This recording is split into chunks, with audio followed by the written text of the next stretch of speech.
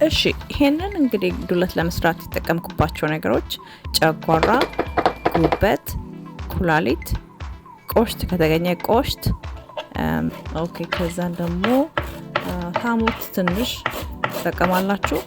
በተር የወተት አንጀት ተጠቅሜያለሁ።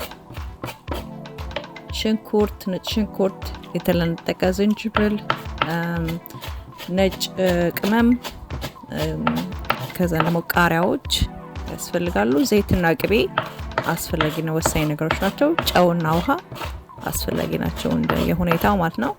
ኦኬ አሁን መጀመሪያ እንግዲህ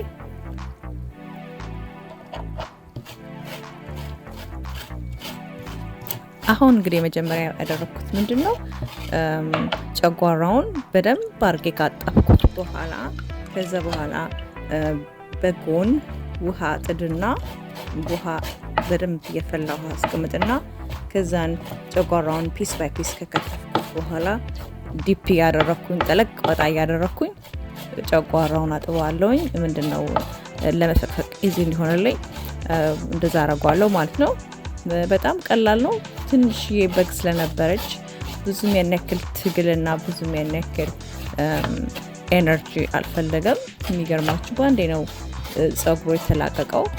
ስክሬፕ ታረጋላችሁ። እንደዚህ ያርጋችሁ ፈቅ ማድረግ ነው። ከዛን በደንብ ንጹህ መሆኑን ስታውቁ እርግጠኛ ስትሆኑ አጥባችሁ አለቅለቃችሁ በጎኑ ታስቀምጡና ከዛን እንግዲህ ጉበቱን እንደዚሁም ደግሞ ኩላሊቱን ስርስሩን እያወጣችሁ ላስቲክ የመሰለ ነገር ደግሞ አለ እሱን እያወጣችሁ ትጥላላችሁ።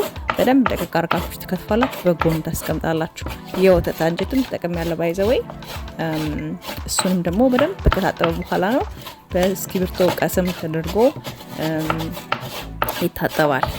በደንብ አርጋችሁ ካጠባችሁ በኋላ እሱንም ገንፈል ታደርጉታላችሁ። በራሱ ለመክተፍ ሞክሮ የነበረ ቪዲዮ ላይ አልገባም እዚህ ግን ሊከተፍልኝ አልቻለም። ስለዚህ ገንፈል ሳርገው ግን በደንብ ቆንጆ ሆኖ ላይክ ቢላው መያዝ ቻለ ማለት ነው።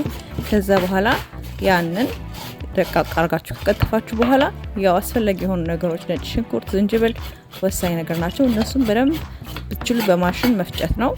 ከዛን ያው እንዳስፈላጊነቱ ሁሉንም በየተራና በየደረጃ ታስገባላችሁ ማለት ነው።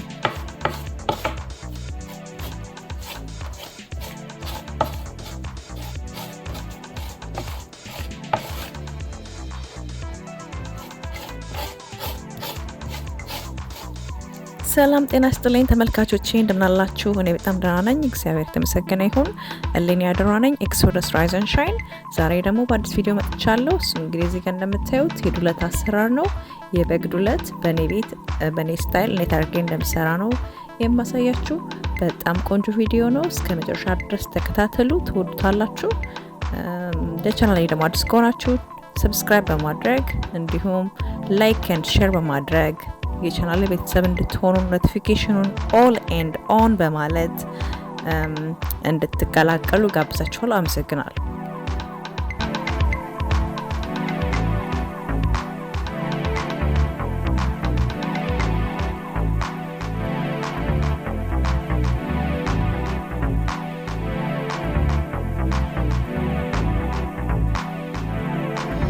እንደዚህ ሽብለል አድርጎ ማዘጋጀት በጣም ቆንጆና ቀላል መንገድ ይሆናል። በደንብ የተስተካከለ ኢቭን የሆነ ደቀቅ ያለ አከታተፍ ለመክተፍ ማለት ነው።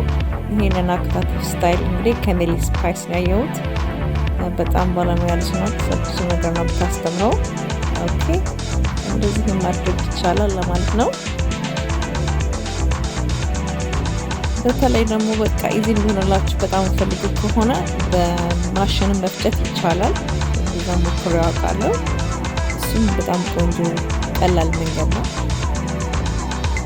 እሺ ተመልካቾቼ፣ እዚህ ጋር በጣም ቀላል የሆነ ዘዴ አከታተፉን በተመለከተ እንግዲህ እንደዚህም ጠቅላላ ማድረግ ይቻላል ብያችኋለሁ። በተጨማሪ ቢላችሁ እንትኑን በደንብ አድርጎ እንዲፈጭላችሁ በደንብ ማገንፈል ያስፈልጋል። ላይክ ጥሬ ይፈልግ ካለ አላውቅም ግን ትንሽ አላለ ገባ ያለ ዱለት የሚፈልግ ሰው ከሆነ ማድረግ አለባችሁ ለመክተፍ ኢዚ የሚሆነው በደንብ ገንፈል ሲል ነው እና ከዛኔ ወጣት አንጀቱንም እንደዛው እንዳትረሱ።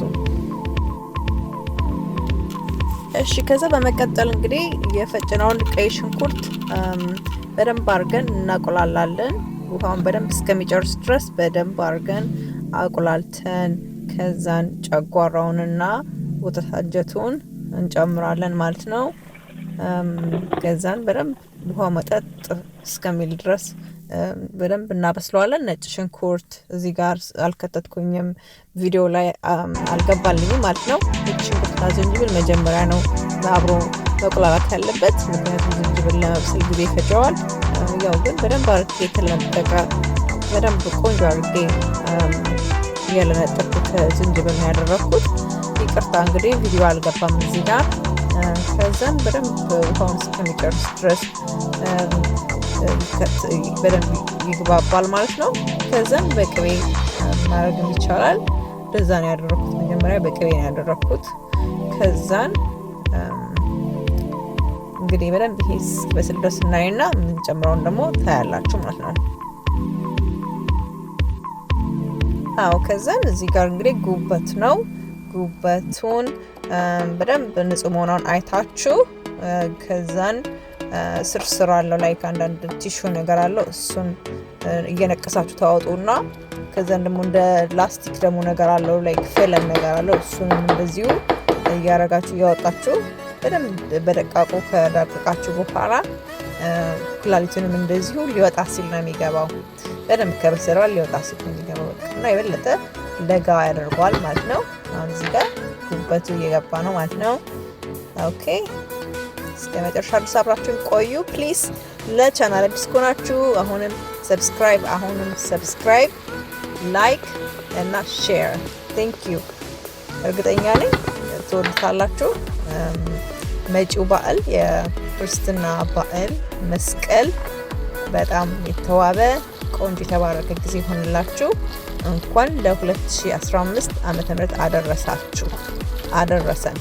እወዳችኋለሁ። እንደዚህ ተደርጎ ቆንጆ ተደርጎ ተሰርቶ ተሰይመዋል። እንግዲህ የቀረ ምንድነው? ቃሪያ ነው የሚቀረው። ጎረድ ተደርጎ ወይም ደግሞ በደቃቁ ተከትፎ ማድረግ ይቻላል። እኔ ግን እዚህ ጋር እንዴት እንደሆነ ማቲክ በማሽን ነው የፈጨሁት። ያ ትንሽ ስፓይሲ እንዲሆን ይደረጋል መሰለኝ።